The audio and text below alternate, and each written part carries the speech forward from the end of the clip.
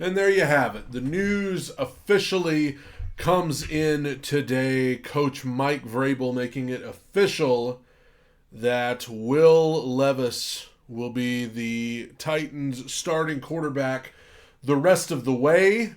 Ryan Tannehill, who has been the quarterback for years now, will be a backup whenever he is healthy enough to return to the lineup. This is what a lot of fans wanted. Everybody knew it was the logical thing to do, but Vrabel was stubborn and very complicated in his press conferences, and it created some doubt among fans as to whether or not the Titans and Vrabel would actually do the right thing, but they did. Will Levis named the starter not only this Sunday in Tampa Bay, but well beyond that. It's obviously the right thing to do, especially as you look at the rest of the division with young quarterbacks like Trevor Lawrence and C.J. Stroud. I mean, guys that look good and look like they're going to be good for a good while.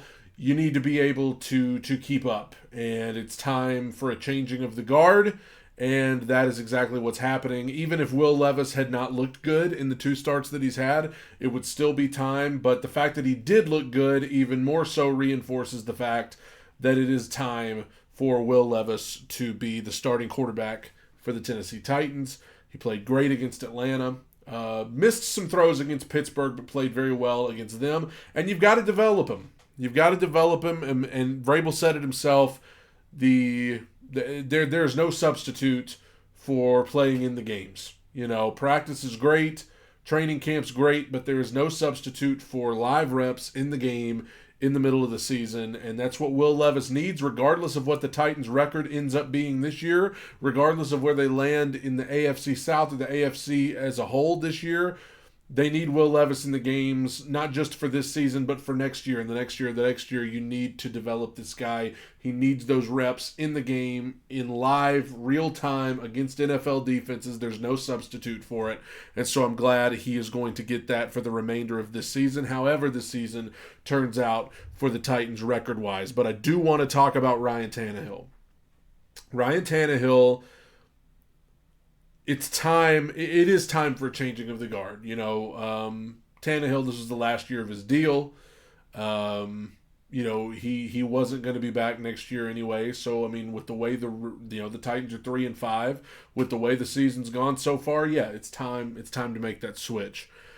But I do want to say that as Titans fans, it is time to show some appreciation for Ryan Tannehill. This guy took the reins of this team when they were 2-4 in 2019. They looked completely lost. They looked completely directionless.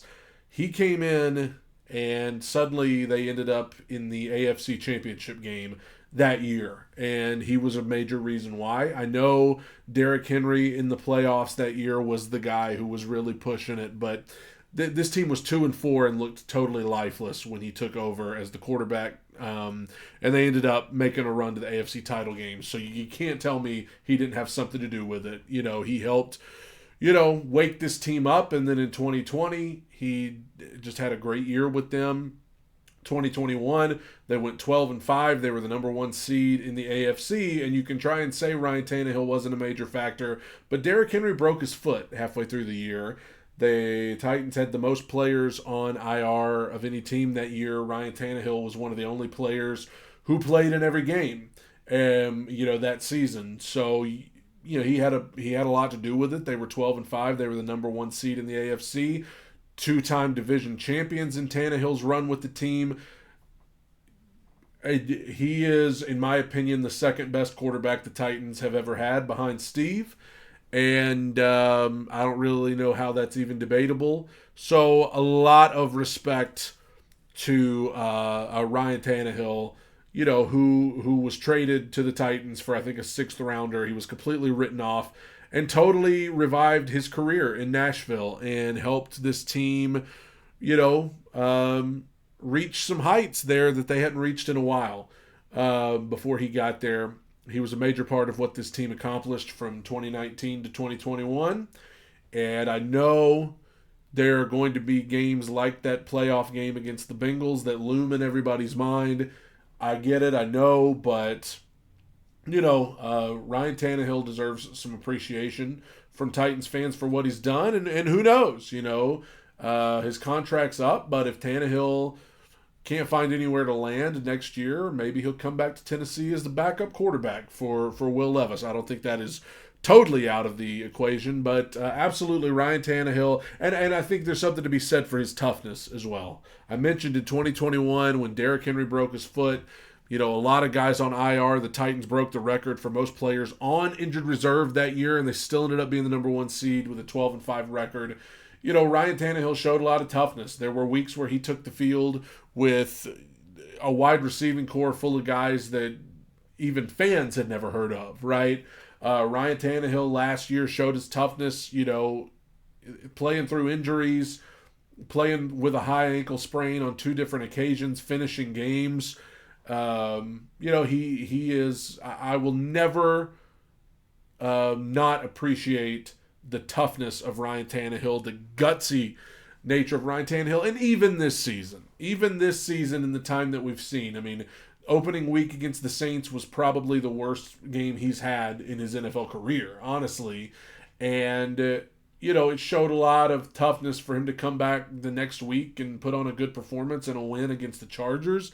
This guy has played with bad offensive lines in Nashville. He has played with, like I said, bad receiving groups in Nashville, and he has gone out there and he hasn't complained a bit. He's tried to make it work the best that he could, and he deserves a lot of respect and appreciation for that. However you feel, and if you're like me, it's okay to admit it's time for Will Levis to be the guy. It's time for a changing of the guard. Yes, we all agree with that, but before we change that guard, let's give appreciation and respect where it's due, and that is to Ryan Tannehill and for what he's accomplished in Nashville. Like I said, career was totally dead. Really, he was left for dead before he came to Tennessee and kind of made it work again. The guy has a lot of character, a lot of toughness, and like I said, even this season, he's been beat up. He's been sacked like crazy. He's had guys in his face in 0.2 seconds. Now he's dealing with the high ankle sprain again, but he's hung in there, and he's took a lot of the criticism, and he's come back, and he's given it all he's had. And like I said, I will never question the heart. I will never question the toughness of Ryan Tannehill. With that being said, I am excited. For Will Levis and what we've seen from him. I do not expect perfection from him. I do not expect him to just come out and be Peyton Manning. But if he can continue to build on what he has done in the first two games, and if he can continue to pretty much learn the ropes and figure this thing out, I think the Titans can be in a pretty good place, at least going into the offseason with $100 million in cap space, which is the most of any team in the NFL, and a draft pick that's probably going to be on the higher side of things. I'm excited about what the future could hold with Will Levis. Respect to Ryan Tannehill. Excited for Will Levis and the Titans. And my podcast, Two Tone Talk, which is usually on Mondays and Fridays, is actually going to be on Thursday this week because I am going to be in the mountains on vacation Friday. Appreciate you guys. Tighten up. Bye, everybody.